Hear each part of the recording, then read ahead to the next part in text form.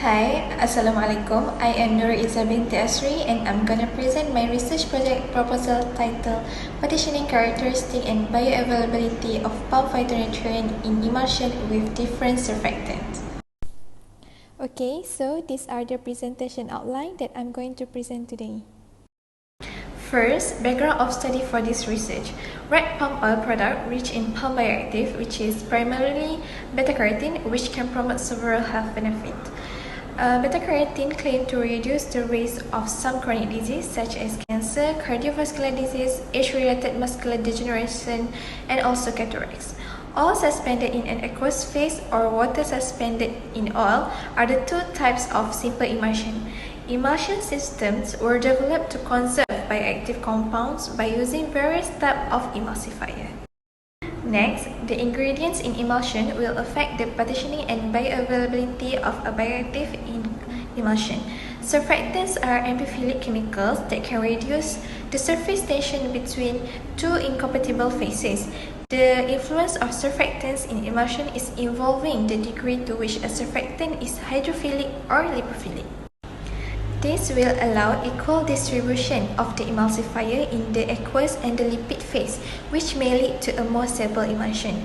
The bioactive partitioning affects the protection available against degradation since the molecular environment influences the chemical stability of the lipophilic components.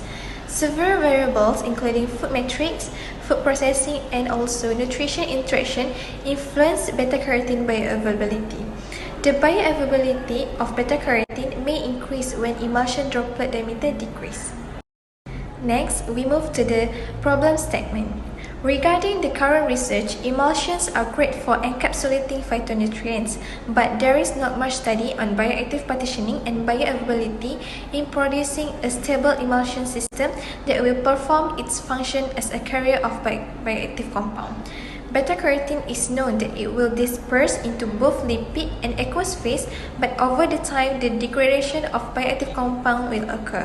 The partitioning of beta-carotene with different surfactant in emulsion is thought to alter the emulsion system stability due to its characteristic of having hydrophilic-lipophilic balance value of the surfactants. Next, we move to the significance of this study. This study used the natural extract of phytonutrients, and this study also investigates the influence of different emulsifiers on the stability of emulsion and bioavailability of the encapsulated bioactive to degradation. It will also create the best formulation to give the best protective mechanisms for the carried bioactive. Next is the objective of this research project.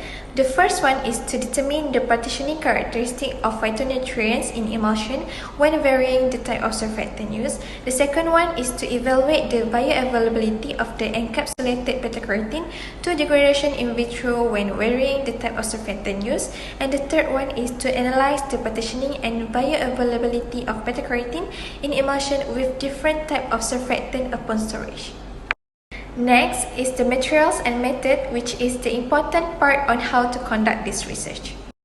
Okay, so the emulsion system fabricated in this entire study incorporated the following main ingredients, which are palm oil or a mixture of palm oil and palm styrene as the dispersed phase, and also the surfactants as a emulsifier, which are GMS, SSL, lecithin, and also twin 20. And other than that is the material used for extraction of beta-carotene and also the lipolysis in vitro digestion. So here in this slide is the flow of methodology to conduct in this research, which is by starting with sample preparation, droplet size analysis, extraction of beta-carotene, extent of lipolysis by in vitro digestion, and also statistical analysis. A storage study will also be conducted in this research, which are the sample will be stored at 25 degrees Celsius for 28 days in dark, and also the analysis on physical properties, partitioning, and bioavailability of beta-carotene will be conducted once every 7 days. So for the first one, which is sample preparation, the process is mainly homogenization. The surfactant will be dissolved in the aqueous phase of emulsion using magnetic stirrer at 140 degrees Celsius for 30 minutes, which the microemulsions will be produced by homogenization using a mixer homogenizer at constant speed for 2 minutes. Next is the droplet size analysis, which is basically measured with laser diffraction particle size analyzer, zeta sizer.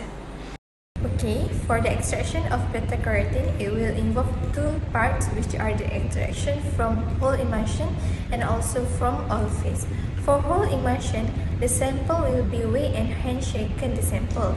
The sample will then be cooled at room temperature and will be mixed using a vortex. The top layer formed from the mixed sample will be pipetted and transferred into volumetric flask and then proceed with UV spectroscopy analysis. For oil phase, it's basically the same procedure but with the addition of centrifugation step in the beginning. Then it will proceed with the analysis. The concentration of beta-carotene in aqueous phase will then be calculated by difference of concentration of beta-carotene in whole emulsion and oil phase. For this step, which is lipolysis in vitro digestion, it will involve two stages, which are the simulated gastric digestion and also the second one, the simulated intestinal digestion. The simulated gastric digestion will start with mixing the emulsion with gastric juice and proceed with the pH adjustment into 2. After the pH adjusted, the sample will be incubated for 1 hour with stirring at 250 rpm.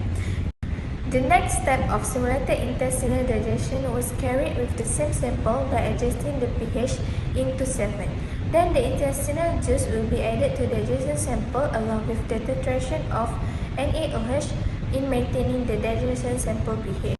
The amount of NaOH added over the time will be recorded, which then the percentage of lipolysis can be calculated.